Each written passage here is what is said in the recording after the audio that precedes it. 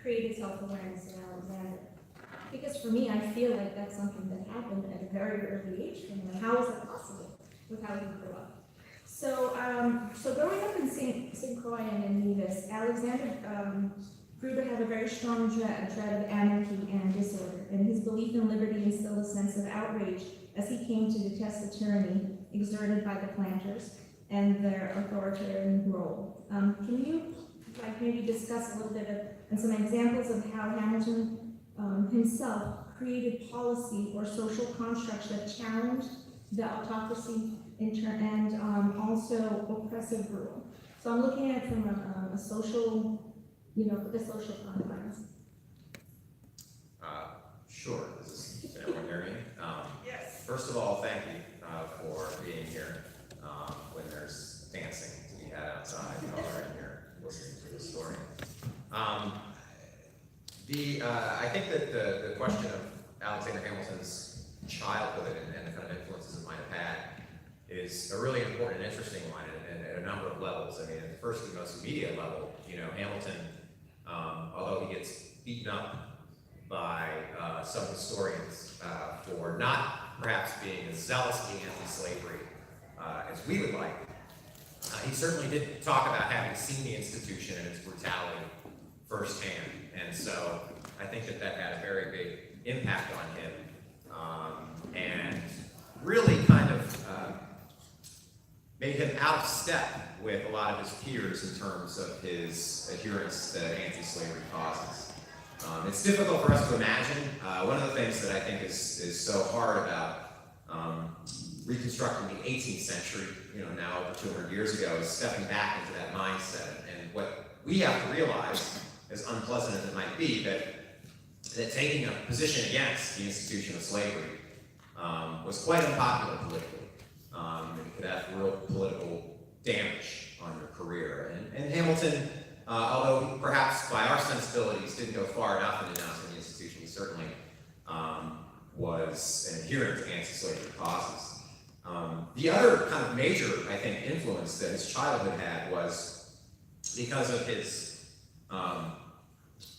unconventional upbringing, in that he did not live with his father and was, in fact, not an official son.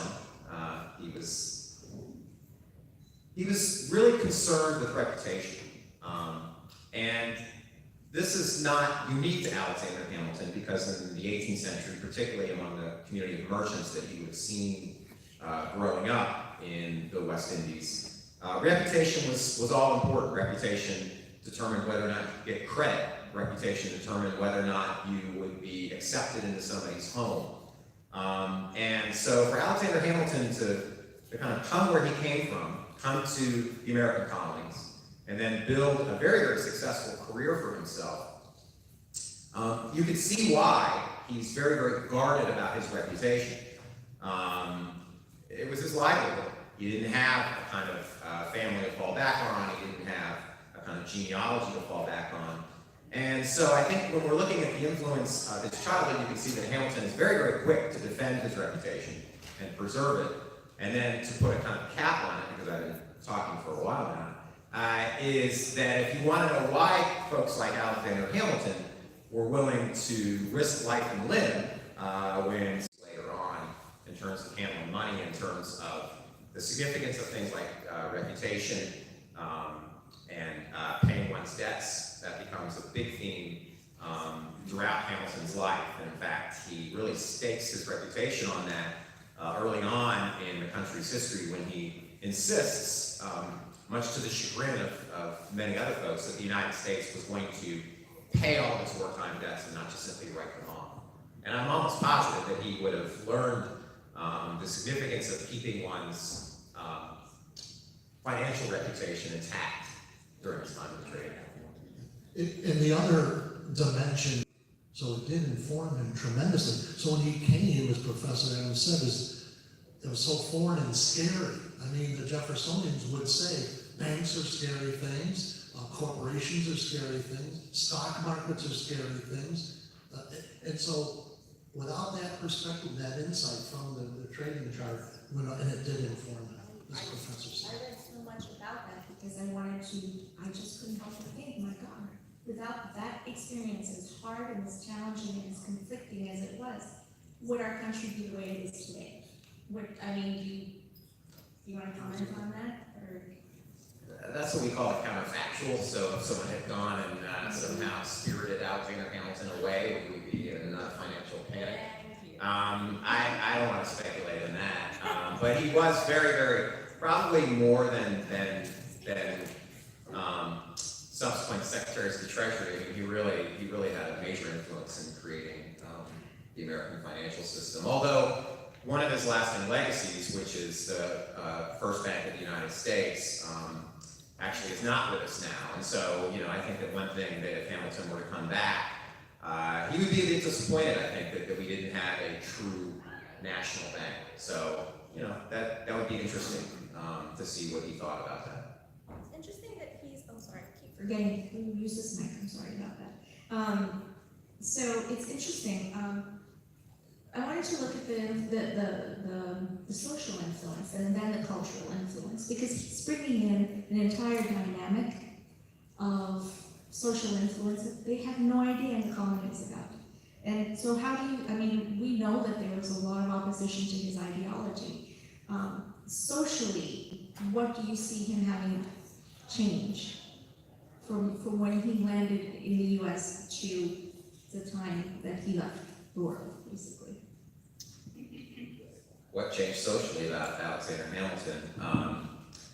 I think that it's safe to say that he went from being a kind of young, ambitious firebrand who was more than willing to shake things up into somebody that, above all, really valued stability. And in many ways, that was his political downfall. He became affiliated with some folks that had some different ideas about the way the republic should operate.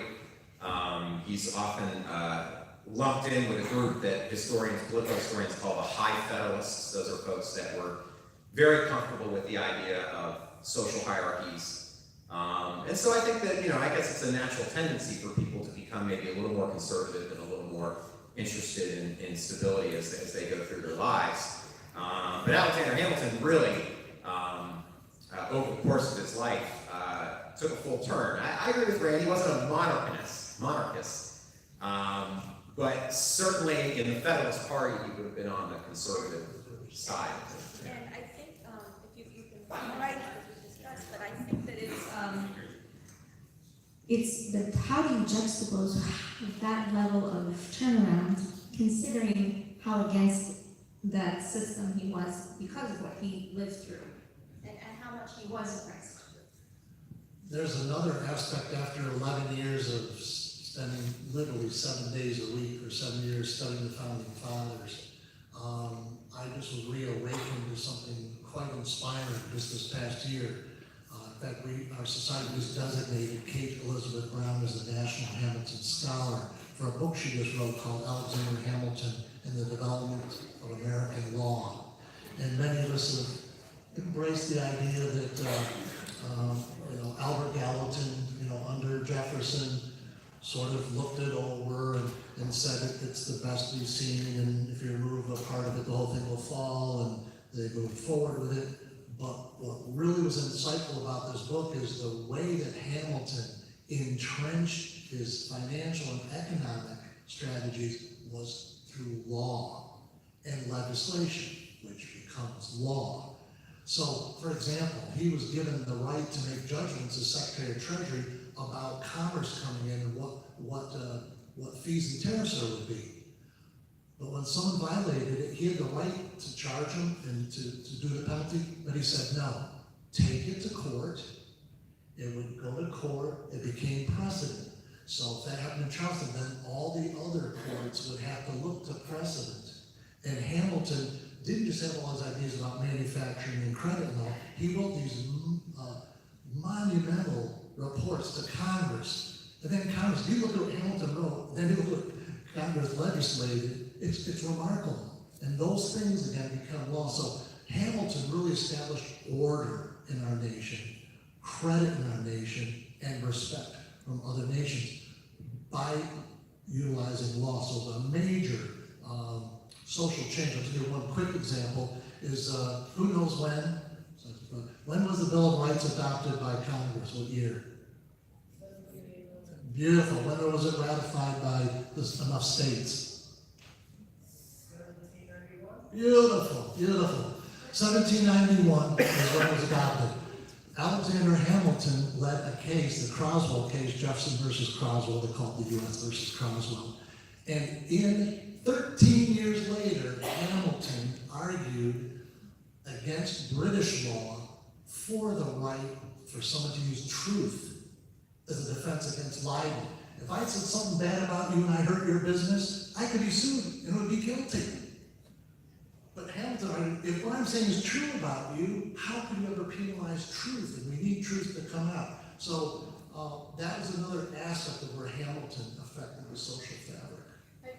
Do you think that was slightly influenced, just a little bit, by what happened to his own mother in terms of with Levian, and then again what happened? I mean, I was thinking back about the history. I'm so sorry, guys. I am a history nerd too, so I keep pulling back some things that may be obscure. But when you're looking at it, I think the influence of what his mother dealt with and how she did such an amazing job to deal with it with aplomb.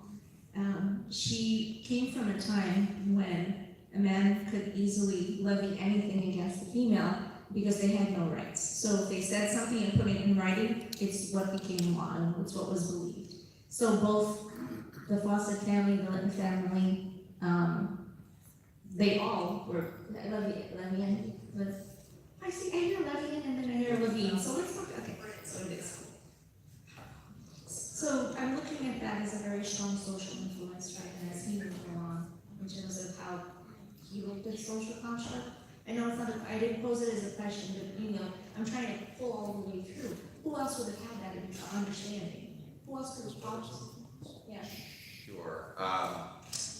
Well, I think that it's not uncommon, of course, in the 18th century for folks to grow up without adult parents, although he was orphaned at a very, very early age.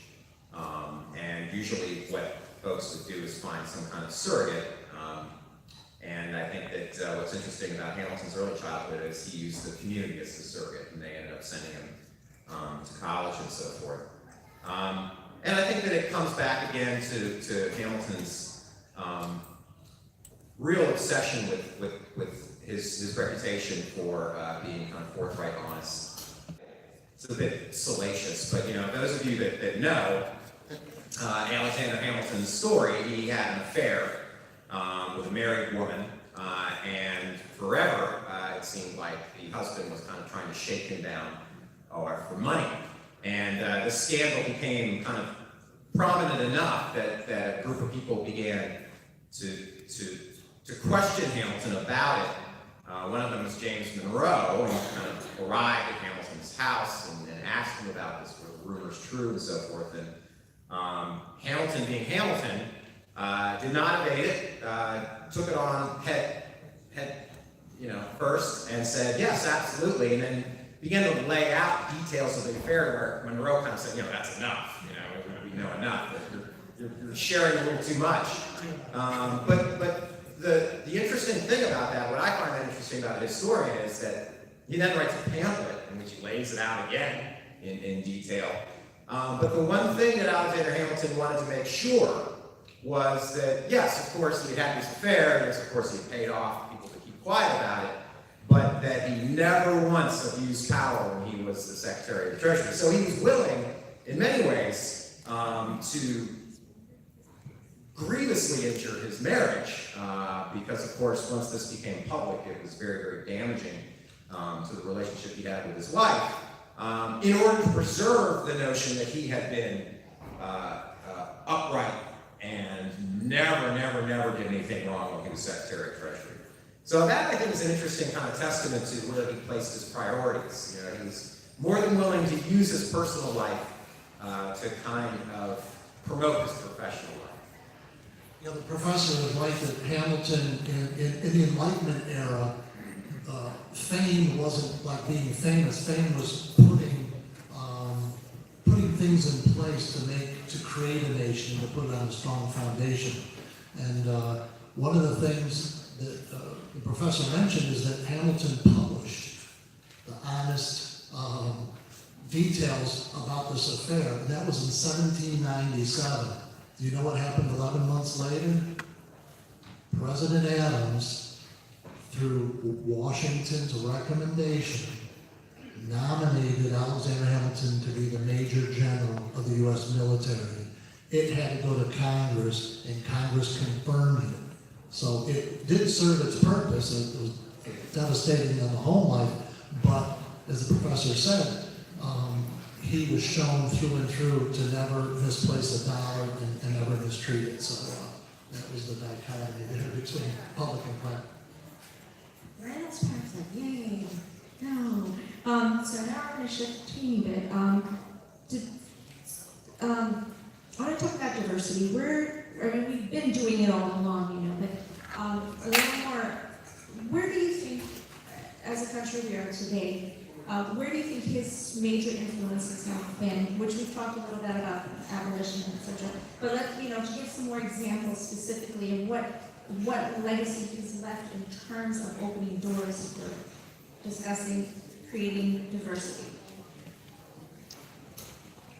Well, I think that what Hamilton did, and this is why maybe his late career is so problematic for historians and why his kind of ideas later on in life about the way the Republic should work, we find a bit unpleasant, is that, he represented and in his early career very much supported the notion that the United States was going to be a meritocracy, that you could rise to the level of your talents. And I think that if asked, he would say that he was somebody that really personified that. And so I think that he certainly had the kinds of prejudices that 18th century Memphis stature would have had, and that he wouldn't have necessarily been open to the kind of multiculturalism that we value today. But I think that for his time, he certainly was somebody that really believed in this kind of meritocratic construction of society, that the United States was going to do things differently than Europe. We wouldn't have an aristocracy. We wouldn't allow your birth to be either your sentence or your legacy, that was up to you yourself. And so I think that's probably what's most significant about the early part of his career and his last life. Good gathering, different. That it's always ever evolving, and there's the influence of Alexander Hamilton is something that's so present, and will always be, I think, as who we are in this country, who we are as people. Don't give up. Don't give up your shot. Don't. Thank you.